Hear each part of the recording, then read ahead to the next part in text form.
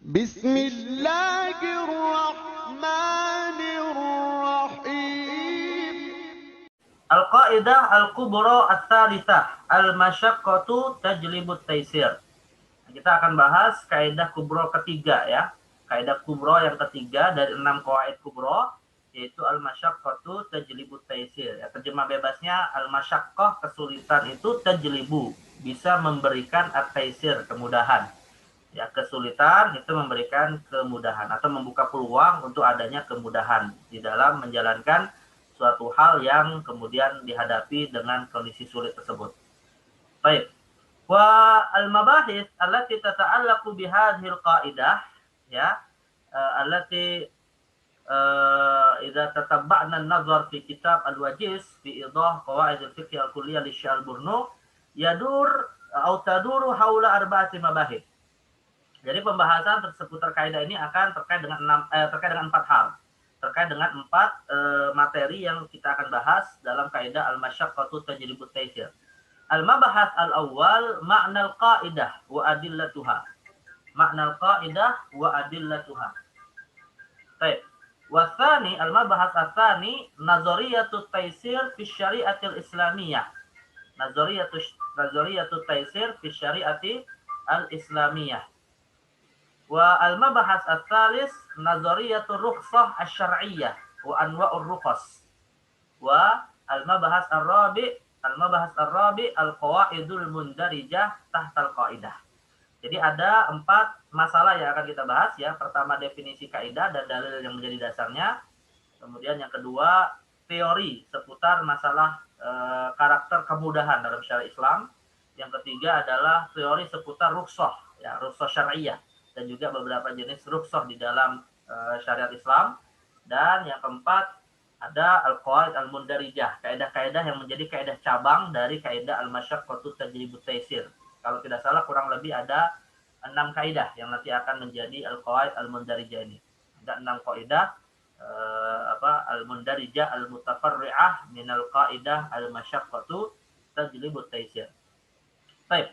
Al-mabahas al-awwal ma'na al-qaidah wa adillatiha. Ma'na al-qaidah yani al-qaidah huna al-alif wal lam huna al-ma'hud huwa al-maqsud huwa al-qaidah al-masyaqqatu tajlibut taisir ya. Jadi makna dari kaidah al-masyaqqatu tajlibut taisir wa adillatuha, dan apa dasar dalil-dalil legalitas ya, legalitas dari kaidah al-masyaqqatu tajlibut taisir. Baik. Makna al-qaidah fa makna al-qaidah ya yumkinuna an nafhamaha min i'tibarain, yani min i'tibar maknaha al-lughawi wa min i'tibar maknaha al-istilahi. Jadi dari sisi makna bisa kita lihat, kita bisa pahami dari perspektif bahasa atau secara makna istilah ya. Istilah di sini artinya makna yang sudah menjadi definisi dalam ilmu qawaid fiqhiyah ya. Jadi ada makna secara bahasa, ada makna secara istilah. Nah, fil lughah ya qala Syekh Muhammad Siddiqi al-Burnu, fil lughah al-masyaqqatu fil lughah ma'nahu at-ta'ab ya atau at-ta'ib. Fil lughah makna al-masyaqqah at-ta'ib. Ya, suatu yang membuat kita capek, kesulitan. Nah, itu namanya al-masyaqqah. Min qaulika syaqqa alayya asy-syai'u yashukku syaqqan wa masyaqqatan idza as'abaka. Jadi sesuatu mempersulit diriku, artinya membuat diri kita capek. Nah, itu namanya disebut masyaqqah. Yang membuat diri kita kemudian kesulitan atau menanggung beban tertentu yang membuat kita berat untuk melakukannya, maka ini disebut masyaqqah. Wa minhu qauluhu ta'ala wa tahmilu athqalakum ila baladin lam takunu balighihi illa bisyakkil anfus ya. Nah, jadi Allah SWT menggambarkan ya fungsi dari hewan-hewan tertentu yang berfungsi untuk membawakan barang-barang kita ke suatu negeri, yang mana negeri itu baru bisa kita capai dengan bisyakil anfus ya, dengan kesulitan di dalam kita melewati perjalanan tersebut. Jadi syak di sini artinya adalah ya masyaqqah, kesulitan itu sendiri ya, ai taibah ya. Wa min ma'anil masyaqqah al-inkisaru wal juhdu wal ana. Ya, semuanya diterjemahkan dengan makna kesulitan ya. al-inkisar wal juhdu wal ana, suatu yang kita betul-betul fokus memperhatikannya sampai kemudian terbebani, nah, itu kan namanya al-ana. Wal juhdu ya kesulitan dalam menanggung sesuatu, al-inkisar ya sesuatu yang memang berat untuk kita tanggung. Nah, jadi ini makna masyaqqah. Intinya masyaqqah itu dalam arti kesulitan lah gitu ya. Maknanya adalah kesulitan yang dihadapi dalam suatu kondisi. Wa taisiru fil lughah maknahu as-suhulah wal luyunah. Nah, adapun kalau at-taisir dalam bahasa artinya as-suhulah, kemudahan, wal luyunah. Luyunah itu sesuatu yang lin, sesuatu yang lembek, lembut gitu ya. Nah, itu disebut luyunah. Yuqal yasirul amru idza sahula walana. Dikatakan suatu perkara itu yasira kalau dia sahula walan, mudah dan layin yang bisa lentur atau lembut dan seterusnya. Wa minhul hadis inna dina yusrun ay sahlun samhun qalilut tashaddud wal yusru diddul usr. Jadi disebutkan dalam hadis sesungguhnya agama ini agama yang mudah, yaitu qalilut tashaddud, tidak banyak yang mendatangkan kesulitan. Wal yusru diddul usr. Ya, lawan dari kemudahan adalah al-usr, yaitu kesulitan. Wal makna lughawi idzan min tarkib hatainil kalimatain, ketika dua kalimat ini ditarkib menjadi al-masyaqqatu tajlibut taisir, ini makna lughawi secara tarkib ya, maka maknanya adalah inna su'ubata wal ana tusbihu sababan lit tashil. Jadi ya kurang lebih seperti yang tadi saya terjemahkan, inna su'ubata wal ana, kesulitan yang dihadapi seseorang dalam melakukan sesuatu, tusbihu sababan, maka kesulitan itu menjadi sebab dia mendapatkan at-tashil. Jadi artinya dia sebenarnya wajib melakukan sesuatu. Ya, seseorang wajib melakukan sesuatu. Tapi ketika dia saat melakukan hal tersebut mendapatkan kesulitan, kesulitan itulah yang menjadi sebab dia akhirnya mendapatkan keringanan atau dispensasi untuk tidak sepenuhnya melakukan kewajiban tersebut sebagaimana aturan asal. Akhirnya dia bisa mengambil kemudahan dengan tetap dianggap telah menjalankan kewajiban, tetapi dengan tata cara yang lebih memudahkan. Nah, inilah yang dimaksud secara lughah dari kaidah al-masyaqqatu tajlibu at-taisir. Amma fil istilah, yakni indama takun hadhihi al-qaidah ya madza tu'arraf bi ta'rifi al-istilahi fi ilmi al-qawaid al-fiqhiyah. Fadzakara asy-Syaikh al-Burnu ya maknahu asy-syar'i al-istilahi wa hiya innal ahkam allati yunsha'u an tadbiqiha harajun. Innal ahkam allati yunsha'u an tadbiqiha harajun 'alal mukallaf wa masyaqqatun fi nafsihi aw malihi fasyari'atu tukhaffifuha bima yaqa'u tahta qudratil mukallaf duna usrin aw ihrajin. Jadi innal ahkam allati yunsha'. Jadi suatu hukum, yang dimaksud hukum di sini adalah suatu taklif, ya, suatu beban syariat yang memang mesti atau wajib kita lakukan, apakah dalam konteks ibadah mahdoh ataupun dalam konteks muamalah, yang mana ketika kita melakukannya itu mendatangkan haraj, ya, mendatangkan kesulitan bagi orang yang dibebankan mukallaf, ya, dan kesulitan ini akan berakibat kepada jiwanya, fi nafsihi, au malihi, atau kepada hartanya, fasyari'atu tukhaffifuha. Maka datanglah aturan syariat yang memberikan keringanan, ya, agar dia tetap ya bimaya kau tahta qudratil mukallaf. Artinya biar dia tetap maqdur, mampu untuk dilakukan oleh mukallaf tersebut tanpa dia kemudian meninggalkan kewajibannya. Ya, dan dia mampu melakukannya dalam rangka menggugurkan kewajibannya duna usrin au ihraj, ya, tanpa harus kemudian mendapatkan kesulitan-kesulitan tersebut. Nah, artinya kesulitan-kesulitan yang dihadapi di sini harus dua pertimbangannya ya ikhwan. Harus dua ya. Pertimbangan pertama adalah terkait dengan jiwanya, yang memang jiwanya dihadapkan kepada suatu bahaya misalnya kesulitan tertentu, atau terhadap hartanya yang atau dalam konteks ini adalah sesuatu yang terkait dengan dirinya, ya, bukan hanya harta, bisa jadi keluarganya ataupun orang-orang yang punya hubungan dengan dia. Nah, maka dalam konteks ini dia boleh mengambil keringanan untuk tidak melakukan sebagaimana aturan asal yang wajib. Contoh sederhana misalnya begini ya ikhwan. Baik, coba saya tanya dulu ya ikhwan, yang namanya jamak sholat itu boleh nggak selain musafir? Jamak sholat boleh nggak bagi selain musafir? Boleh, Ustaz. Boleh. Kalau kosor? Nggak boleh. Enggak. Kosor sholat boleh nggak bagi selain musafir? Tidak boleh. Nggak boleh. Lantas apa bedanya jamak kosor? Kan ada istilah jamak kosor yang sering kita dengar di masyarakat. Itu menggabungkan. Jamak yang dilakukan ketika safar, Ustaz. Baik, betul ya, kalian artinya sudah benar. Jadi artinya musafir itu boleh jamak qasar. Ya, musafir itu punya dispensasi, punya keringanan atau rukhsah untuk menggabungkan antara jamak dan qasar. Tapi kalau selain musafir, maka dia tidak boleh mengqasar. Kebolehannya mungkin nanti dia boleh mendapatkan keringanan tergantung kondisinya ya, yaitu dengan cara menjamak saja tanpa mengqasar. Ya. Nah, misalnya contohnya begini. Apa contohnya ya, Ikhwan? Jamak yang dilakukan tanpa mengqasar karena bukan musafir. Contohnya apa? Kasusnya. Tiga hujan, Zat. Hah? Hujan deras, Ustaz. Hujan deras Hujan. di satu masjid. Hujan ya. Memang sih dalam hadis ada itu disebutkan hujan, tapi yang dimaksud hujan ini apa? Hujan yang membuat apa gitu nah. Hujan deras, hujan lebat yang membahayakan, Ustaz. Baik, nah itu yang dimaksud. Tapi kalau hujan-hujan biasa ya, yang sering kali kita dapati setiap musim hujan, itu tetap tidak membolehkan kita jamak. Maksudnya hujan yang bisa menimbulkan bencana gitu ya. Hujan yang bisa menimbulkan jalanan yang nggak bisa kita datang ke masjid karena saking derasnya hujan tersebut sampai banjir. Nah itu yang membolehkan jamak. Tapi kalau sekedar hujan, kemudian kita cuma di rumah saja, ya ini terlepas ada khilafiyah tentang hukum sholat berjamaah di masjid ya. Kita sedang ada di rumah saja, hujannya ya deras, tapi kita bisa sholat di waktunya masing-masing. Nggak boleh jamak dalam kondisi seperti ini. Ya. Jadi hujan yang berakibat kepada kalau kita sholat di waktunya masing-masing akan menimbulkan bahaya kepada jiwa ataupun harta kita. Nah itu yang dimaksud dengan boleh jamak.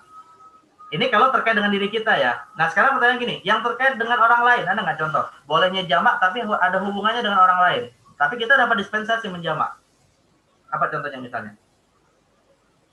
Nah, ancaman gitu kan? Betul nggak, Ustaz? Kenapa? Jika kita melakukan sholat ke masjid, ketika di jalan kita takut diancam oleh orang lain gitu, atau sekelompok orang lain gitu. Ya udah tinggal pulang ke rumah aja. Kita di rumah itu. Kenapa yang urusan jamak? Kita nggak ada. Tinggal pulang ke rumah. Nih contohnya nih ya. Misalnya seperti tukang bedah, dokter bedah. Ya, dokter bedah itu yang membedah pasien yang sakit atau yang sedang ada praktek sesar, pasien yang melahirkan dan seterusnya. Kan bisa nggak yang namanya dokter bedah itu memakan waktu berjam-jam lamanya ya, Ikhwan? Misalnya ada seorang wanita mau disesar, tapi ya jadwal sesarnya itu sebelum maghrib. Dan kemungkinan selesainya setelah maghrib. Mungkin nggak? Hah? Ya, Ikhwan? Mungkin nggak? Ustaz. Hah? Mungkin, Ustaz. Dokter bedah mungkin nggak bisa memakan waktu berjam-jam sampai antara 2 waktu sholat, mungkin nggak? Pasien IGD misalnya yang lagi luka parah gitu. Mungkin, Ustaz. Ya, sampai 8 jam lebih, Ustaz. Ya mungkin kan? Iya, mungkin.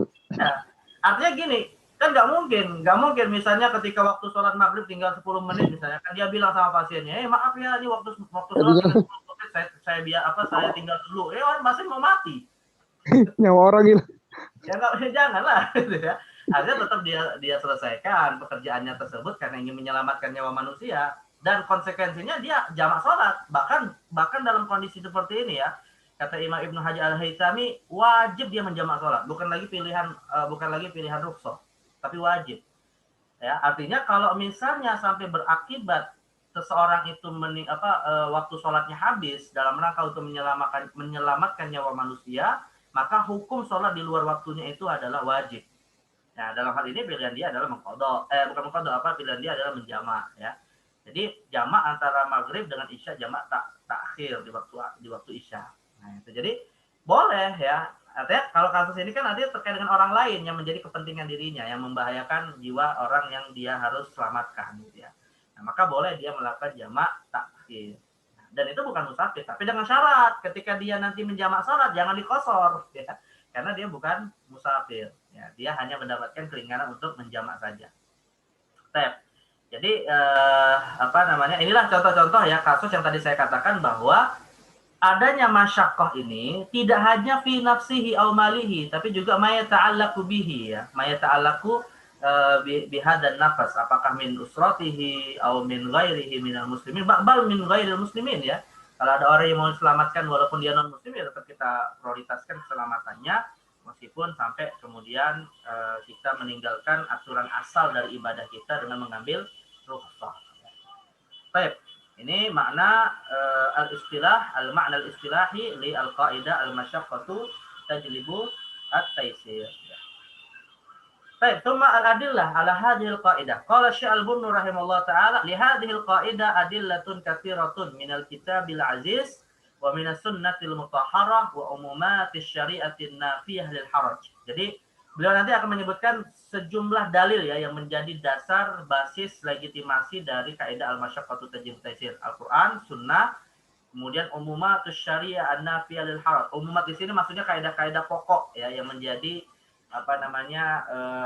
jadi kaidah yang mustanbatah, kaidah yang qawaid ammah yang diambil dari Al-Qur'an dan Sunnah, yang mana kebanyakan ayat Al-Qur'an atau hadis Nabi itu memberikan kemudahan kepada umat manusia di dalam menjalankan syariat. Ya, wa masyru'iyatur rukhsah juga ada dasarnya adalah pensyariatan rukhsah itu sendiri di dalam ajaran kita. Al-ijma' ad-dal ala adamit taklif bisyaqi min a'mal. Begitu juga dengan kesepakatan umat ya yang mana menghilangkan adanya beban-beban tertentu atas dasar asyak ya, kesulitan yang dihadapi.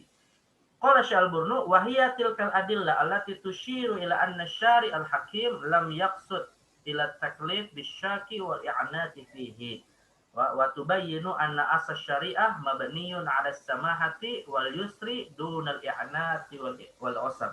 Inilah dalil-dalil yang nanti akan beliau jelaskan ya yang menjadi dasar bahwa syariat al-hakim ya, syariat yang sangat bijaksana ini tadi tidaklah dimaksudkan dibebankan kepada umat manusia untuk mendatangkan kesulitan kepada mereka ya, tetapi syariat ini malah menjelaskan bahwa ya di dalam ujian-ujian Allah, di dalam taklif dan beban syariat itu terdapat as-samahah wal yusr, terdapat kemudahan-kemudahan karena memang yuridullahu bikumul yusra wala yuridu bikumul usra. Tapi jelas walaupun misalnya tujuannya adalah memberikan kemudahan, bukan berarti manusia lepas dari beban dan tanggung jawab ya, karena beban dan tanggung jawab itu bagian dari kehidupan yang mereka wajib menjalankannya, namun dengan hikmah bahwa di dalam menjalankan syariat itu akan ada maslahat dan nilai-nilai kebaikan yang didapat ya. Tetapi ketika kemudian ibadah itu sulit itu dilakukan, maka syariat juga memberikan berbagai macam keringanan. Baik, ma'adil adillah wa bayanu hadil adillah ya. Jadi dalilnya itu ada cukup banyak. Nah, ada paling tidak Syekh Al-Burnu menjelaskan ya 5 dalil ya, 5 dalil. Dalil yang pertama minal Qur'an, yang kedua minas sunnah, yang ketiga dari aspek disyariatkannya secara umum ya, ar-rukhsah, masyru'iyatur rukhas ya, keringanan-keringanan itu disyariatkan dalam berbagai macam syariat yang sifatnya spesifik. Kemudian juga al-ijma', kesepakatan umat, dan juga al-wuqu'. Al-wuqu' di sini dalil wuqu' maksudnya adalah dalil yang memang secara faktual banyak contoh-contoh kasus fikih yang itu memberikan kepada kita kemudahan, maka itu akan menjadi basis bahwa kemudahan merupakan bagian dari karakteristik atau dari khosais dari mumayyizat syariat Islamiyah ini. Baik, kemudian detailnya ya, minal Qur'an. Qala Syekh Al-Burnu awalan al-adillatu minal kitabil aziz. Qauluhu ta'ala yuridullahu bikumul yusra wa la yuridu bikumul usra fi surat Al-Baqarah. Wa qauluhu ta'ala la yukallifullahu nafsan illa wus'aha. Fi surat Al-Baqarah kadzalika wa fi surat Al-Baqarah kadzalika qauluhu ta'ala rabbana wa la tahmil 'alaina lanjut ya mau semua alladziina min qablina rabbana wa la tuhammilna ma la taqata lana bih. Wa kadzalika qauluhu ta'ala fi surat An-Nisa yuridullahu an yukhaffifa 'ankum wa khuliqal insanu dha'ifa. Wa qauluhu ta'ala fi suratil Maidah ma yuridullahu liyaj'ala 'alaikum min haraj. Ya wa qauluhu jalla dzikruhu wa yadau 'anhum israhum wal aghlal allati kanat 'alaihim. Wa qauluhu ta'ala fi suratil Hajj wa ma ja'ala 'alaikum fid dini min haraj. Ya. Al-muhim dalalatu hadhil ayat ya, dalalatu hadhil ayatil qur'aniyah hiya anna hadhihi syari'ah tubna ala qaidati taysir. Ya, tubna ala qaidati at-taysir. Jadi dalil-dalil yang tadi kita sebutkan dalam Al-Qur'an yang cukup banyak ini tadi menjelaskan akan syariat ini yang dibangun melalui prinsip kemudahan ya. Jadi ini dalil dari Al-Qur'an yang secara eksplisit yang menunjukkan kepada legalitas kaidah al-masyaqqatu tajlibu at-taysir. Nah, dikuatkan juga dengan sunnah Nabi ya, taniyan minas sunnatil mutahharah ya, qauluhu alaihi salatu wassalam bu'istu bil hanifiyyati samhah ya. Wa qauluhu alaihi salatu wassalam fi marwahu Ibnu Abbas radhiyallahu anhuma wa qad su'ila ayyul adyan ahabbu ilallahi qala al hanifiyyatu samhah ya. Jadi al hanifiyah itu yang dia berjalan dalam as-sirat al-mustaqim berjalan dalam ajaran yang lurus, tetapi juga as-samhah memberikan taisir. Samhah itu memberikan taisir, kemudahan. Ya. Wa kadzalika marwahu syaikhani min hadits Abi Hurairah wa ghairuh. Min hadits Abi Hurairah wa ghairihi, innama bu'ithtum muyassirina wa lam tub'atu mu'assirin. Jadi kita diutus sebagai dai-dai kata Rasulullah untuk mengajarkan, memudahkan umat manusia, bukan untuk mendatangkan kesulitan. Wa marawahu Tabrani an Ibnu Abbasin marfu'an, innallaha syara'a ad-din faja'alahu sahlan samhan wasi'an wa lam yaj'alhu dayiqan. Nah, Allah juga dalam suatu hadis disebutkan mensyariatkan agama ini dengan ajaran yang memudahkan, ajaran yang luas. Luas artinya ya, kita dalam kondisi lapang gitu, dan tidak membuat agama ini dalam kondisi yang orang malah sempit di dalamnya. Ya, maka ya, sebenarnya kalau orang merasa sempit dengan Islam, dengan larangan-larangan yang yang dilarang dalam Islam, itu konteksnya mereka sendiri yang sebenarnya menyempitkan dirinya gitu ya. Karena hakikatnya kalau kita bandingkan misalnya antara halal dan haram, tentu lebih banyak yang halal daripada yang haram, dan haram itu diharamkan sebagai bentuk ujian keimanan. Nah, tapi pada dasarnya ketika Allah mengharamkan sesuatu, pasti akan juga memberikan ganti yang lebih baik dengan sesuatu yang halal. Makanya dalam Al-Quran misalnya sebagai satu contoh ya ikhwan, Allah mengharamkan riba. Ya Allah menghalalkan riba. Tapi di sisi yang lain Allah menghalalkan jual beli, Allah menghalalkan al-qardul hasan, Allah menghalalkan sedekah, bahkan menyebutkan keutamaan-keutamaan yang lebih besar daripada riba.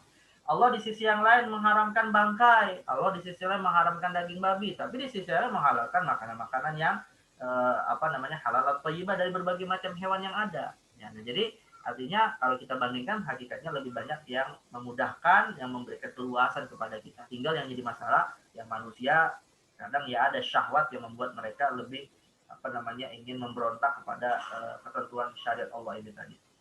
Al-muhim hakikatnya luas, agama kita ini luas dan tidak mendatangkan kesulitan.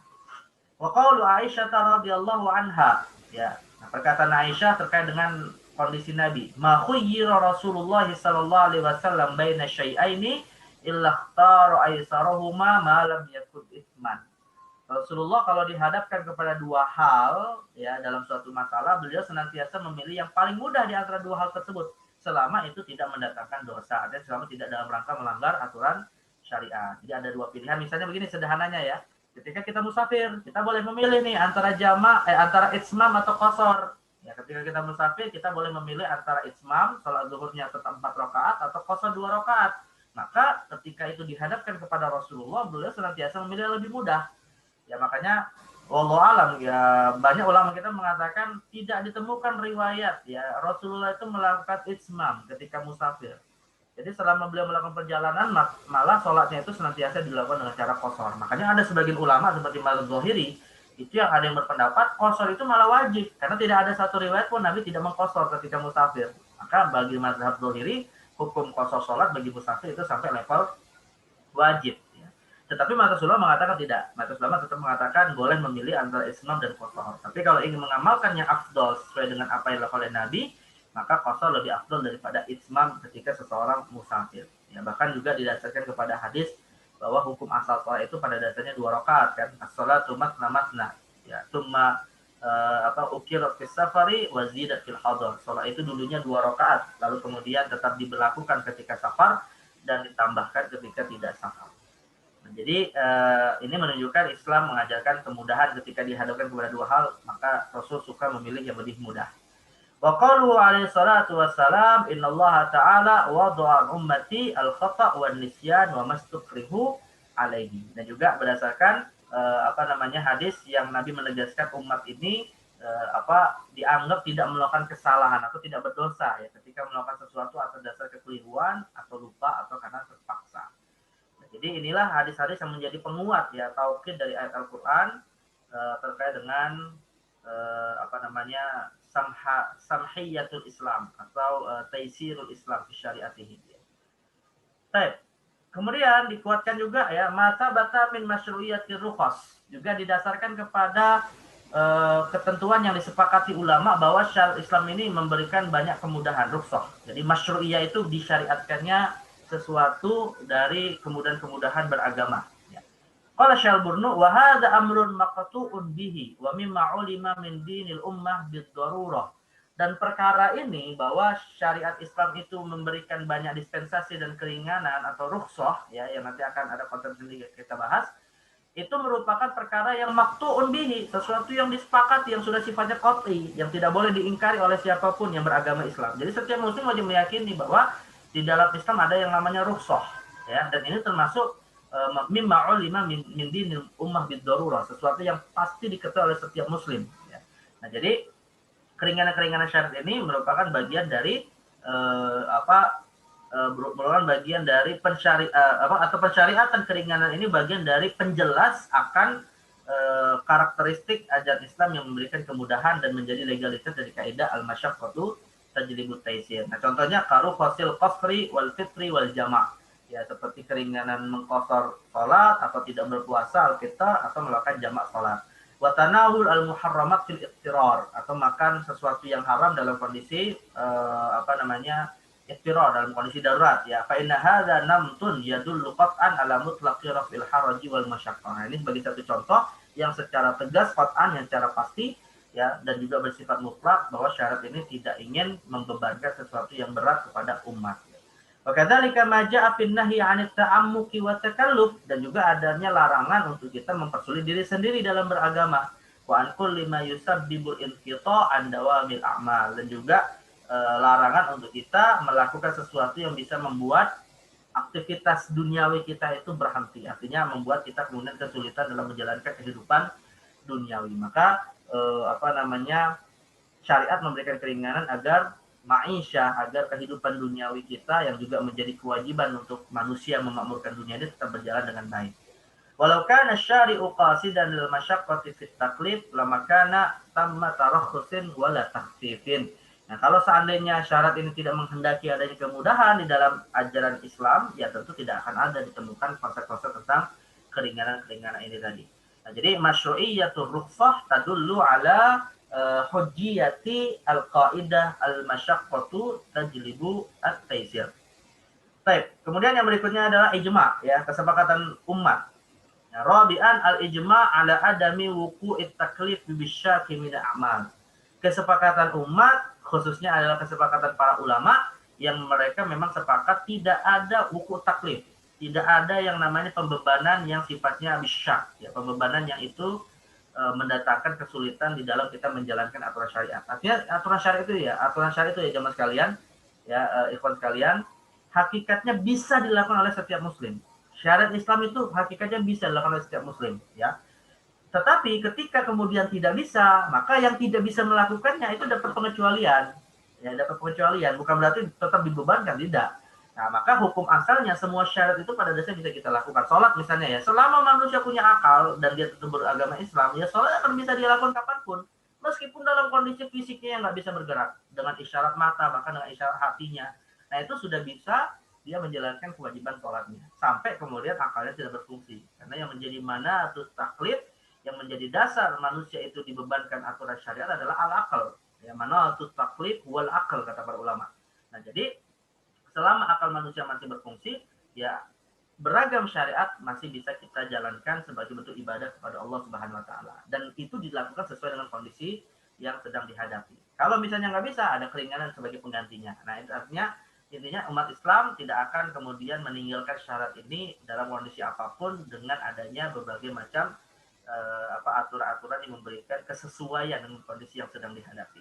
Wa huwa yadullu dalalah qat'iyyah ala adami qasdi syari' al-hakim ilaihi. Dan ini menjadi petunjuk ya secara pasti bahwa tujuan dari syariat yang sangat bijaksana ini untuk tidak memberikan kesulitan di dalam menjalankan agama. Baik. Nah, yang untuk lebih jelasnya ya ikhwan, agar kita lebih mendapatkan bagaimana sih gambaran kemudahan syariat ini, maka dikuatkan oleh Syekh Al-Burnu dengan al-wuqu' ya, dengan dalil fakta yang memang ada di dalam aturan syariat sebagai contoh-contoh pelaksanaannya. Misalnya sebenarnya sih dalam kitabnya Al-Wajiz ini tidak beliau jadikan sebagai dalil ya, tapi saya tambahkan sebagai dalil, intinya adalah dalil wuku. Dalil wuku itu artinya dalil yang secara faktual memang terjadi ya di dalam syariat ini. Nah, itu kalau dalam istilah usul fikih namanya dalil wuku. Nah, beliau mengatakan wal adillatu ala samahatis syariati aktsar min an tuhsar. Dalil yang menunjukkan kepada syarat ini adalah samhan, ya, dalil yang menunjukkan syarat ini adalah mudah, sangat banyak sekali.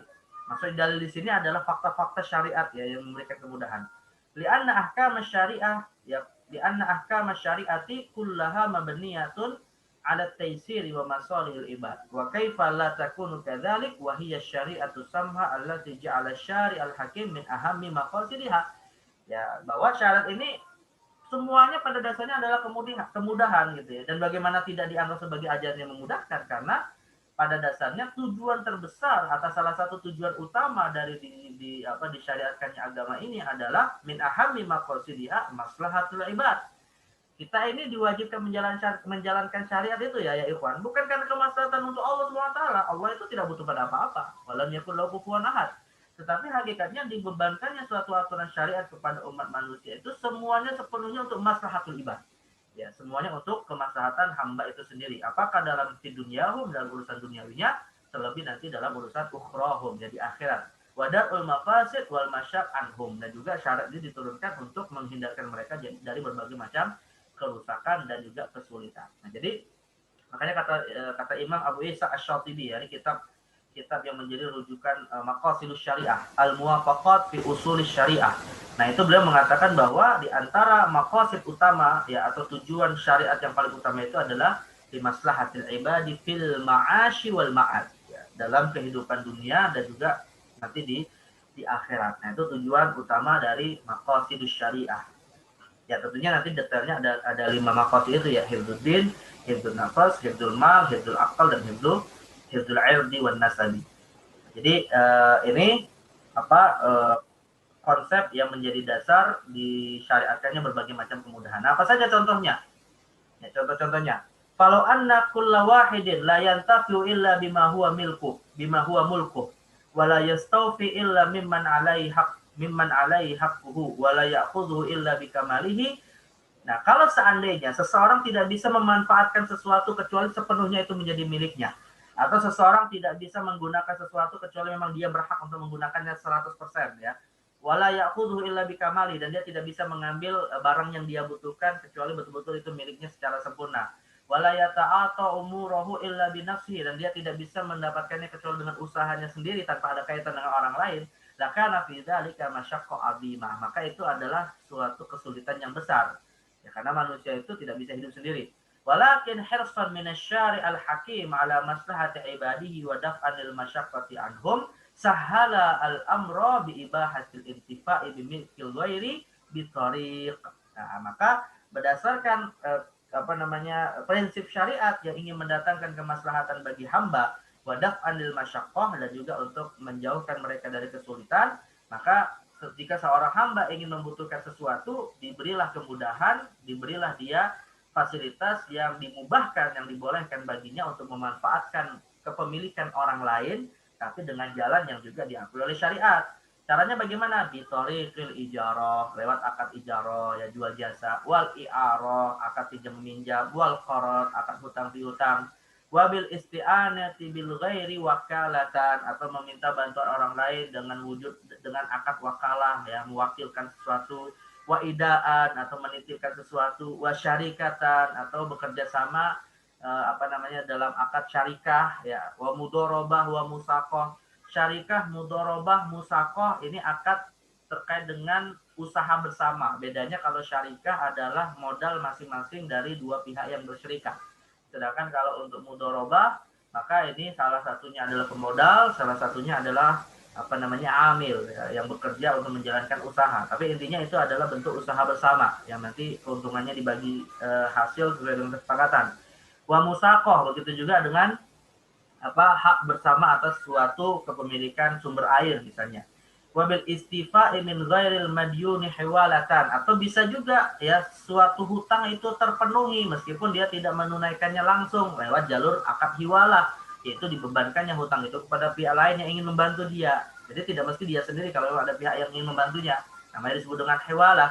Wabit tausiqi 'ala dain. Begitu juga kalau misalnya ada orang berakar hutang piutang yang kemudian membutuhkan adanya penguat agar nanti hutang piutang ini bisa berjalan dengan baik, tertunaikan kewajibannya dengan baik. Lewat jalur apa? Birahnin, lewat pegadaian, ya, jadi digadaikannya barang tertentu sebagai jaminan, au kafilin, atau ditentukan orang yang menjadi penanggung jawab, walau bin nafsi, meskipun itu jaminannya atas jiwanya.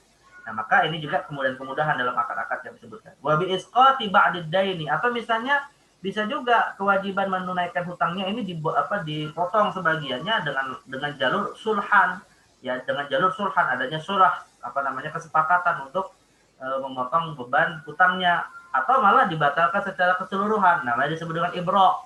Ya, disebut dengan ibra. Ya, wali hajati ibtida'il yamin jawaz asy-syara' as-sulha an inkar. Dan juga ketika ada kebutuhan untuk ibtida'il yamin, untuk menunaikan sumpah, jawaz asy-syara' as-sul ala inkar. Artinya syariat kemudian membolehkan sumpah itu diingkari dengan cara membayar kafar. Nah, jadi ini beberapa mazahir ya, ini beberapa ketentuan syariat yang menggambarkan kepada kita bahwa syariat betul-betul memberikan banyak kemudahan di dalam menjalankan kehidupan itu semua. Ya. Baik, nanti detailnya akan kita masukkan kepada pembahasan faedah sebenarnya. Dan di antara contoh lainnya juga ya disebut oleh Syekh Al-Bunnu, wa min adilla ala riayati syara' li masalihil ibad jawazu ta'atil uqudil jaizah. Nah, di antara dalil-dalil waqi' ya, fakta di dalam syariat yang ingin dimaksudkan sebagai kemudahan bagi umat ini, bolehnya kita berakad dengan akad-akad yang dibolehkan dibenarkan oleh syariat. Ya, li anna luzumaha la wajabat syakun. Nah, dan tidak wajib, artinya kita banyak pilihan-pilihan akad untuk menjadi alternatif ya. Ya, karena kalau kemudian kita memilih satu akad ya tentu berat. Ya, fayakunu sababan li adami ta'atihi. Li adami ta'atiha. Maka itu akan menjadi sebab kita malah tidak bisa menjalankan satu akad tadi. Jadi diberikan banyak alternatif akad-akad. Kemudian begitu juga dengan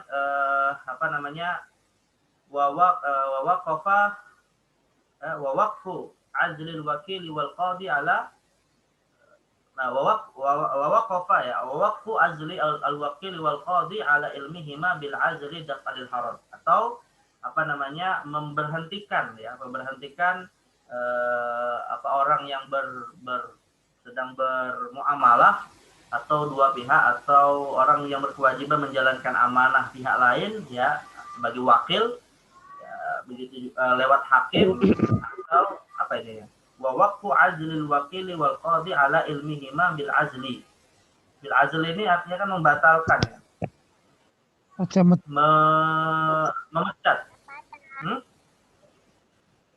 Memecat pihak yang kemudian menjalankan suatu kewajiban sebagai wakil atas pihak muwakkal alaihi ya, dengan pengetahuan lewat jalur qadi, lewat jalur mahkamah, dalam rangka daf'an al-haraj, untuk menghindari adanya al-haraj atau kesulitan di antara dua pihak yang sedang terikat itu tadi.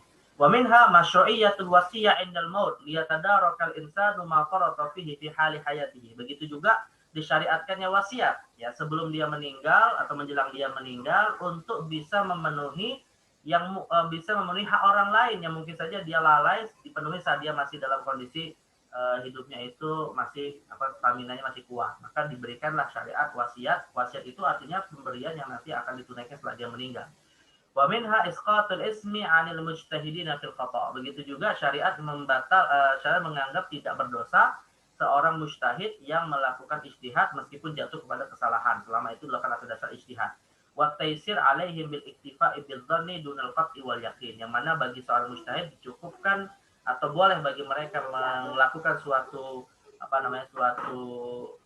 perintah atau melakukan suatu pendapat yang hanya didasarkan kepada dhon ya, kepada prasangka kuat saja tanpa harus meyakini kebenarannya di sisi Allah Subhanahu wa taala.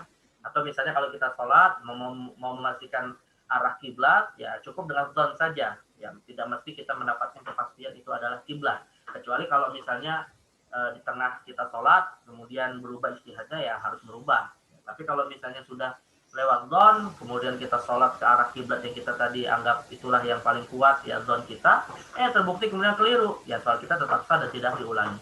Wa minha ibahatus syari' an-nazar ila al-ajnabiyyati lit-tabib. Juga syariat memberikan kebolehan untuk melihat kepada lawan jenis yang bukan mahram kalau dalam rangka untuk lit-tabib, dalam rangka untuk pemeriksaan kesehatan, wasyahid dalam rangka untuk menjadi saksi di pengadilan, wa indal khitbati wal sayyid, atau saat ingin melamar seorang wanita yang mau dinikahi, atau bagi majikan atau tuan ya, bukan majikan dalam arti pembantu, tuan yang memiliki hamba sahaya yang non mahram, maka dia boleh melihat hamba sahayanya. Nah, ini beberapa contoh. Contoh lainnya, wa minha jawazun nikahi min ghairi nazar lima fi ishtiratihi minal masyaqqa allati la yatahammaluha katsirun minan nas.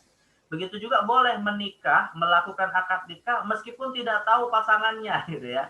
Jadi kita punya dua pilihan, kalau mau menikah itu mau melihat calon pasangan atau tidak sama sekali nggak ada masalah. Yang penting yang berakad itu antara wali dengan mempelai laki-laki. Ya, karena bisa jadi ada kondisi yang kalau memang harus diperlihatkan calon pasangannya itu akan menimbulkan kesulitan. Ya, tapi tentunya pilihan saja. Melihat lebih dianjurkan. Tapi kalau tidak karena ada suatu sebab maka nggak menjadi syarat sahnya pernikahan. Ya, fi banati wa akhwatihi min nadri kulli khatibin yang mungkin akan menyebabkan kesulitan atau menyebabkan rasa tidak enak lah gitu ketika anak perempuannya saat mau dinikahkan harus setiap kali dilihat oleh yang melamar. Ini kan juga membuat mungkin beban bagi orang tuanya. Nah, maka walam yakun fin nikahi khiyaru ru'yatil kalbai. Maka yang namanya pernikahan itu ya tidak ada yang namanya khiyar ru'yah seperti jual beli. Jadi kalau kita jual beli kan harus melihat barangnya gitu ya. Kalau misalnya barangnya tidak sesuai dengan ekspektasi yang kita minta, kita punya namanya khiyar ru'yah. Memilih untuk membatalkan akad yang sudah dilakukan sebelumnya. Tapi kalau pernikahan tidak ya. Jadi kalau misalnya tidak sesuai dengan apa yang dilihat tidak sesuai dengan apa yang diinginkan misalnya ya sudah pilihannya antara talak atau khulu bukan dengan cara khiyar gitu ya. Ini kalau dalam suatu pernikahan. Wa minha ibahatu arba'ati niswa taysira 'ala ar-rajul wa 'ala an-nisa li kasratihinna. Begitu juga poligami yang dianggap sebagai rukhsah bukan suatu hukum asal ya. Poligami sebagai keringanan ketika misalnya jumlah wanita lebih besar daripada jumlah laki-laki. Wa minha masyru'iyyatut talaq lima fi ibqa'iz zawjiyyah ma'a tanafur minal masyaqqah. Begitu juga disyariatkannya perceraian. Jangan dianggap perceraian itu sesuatu yang kemudian dianggap kegagalan rumah tangga. Bisa jadi dia solusi. Ketika perceraian itu malah membuat suami itu bisa introspeksi ketika mereka bercerai untuk menghilangkan adanya ketidaksenangan antara sesama. Nah, wakadzalika masyru'iyatul khulu. Itu juga syariat membolehkan adanya gugat cerai dari istri ya wa ibtida' wa raj'ah fil iddah qabla salat. Dan juga syariat raj'ah rujuk sebelum selesainya iddah.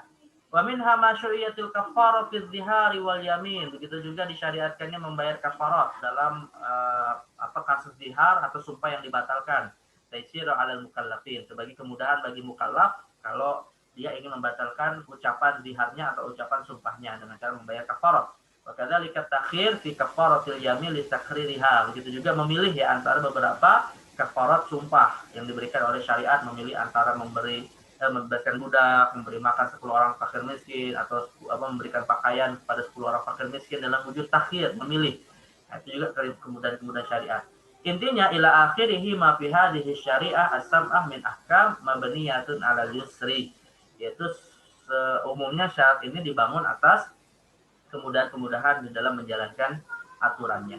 Nah, jadi ini semua nih beberapa contoh atau cukup banyak nih Syekh Al-Buni menyebutkan contoh-contohnya ya dalam bab ibadah ataupun dalam bab muamalah, termasuk dalam bab munakahah yang syarat-syarat itu jika kita perhatikan dengan baik, kita pelajari dengan baik, hakikatnya untuk memberikan kemudahan ya di dalam kita menjalankan kehidupan di bawah naungan syariat Allah Subhanahu wa taala.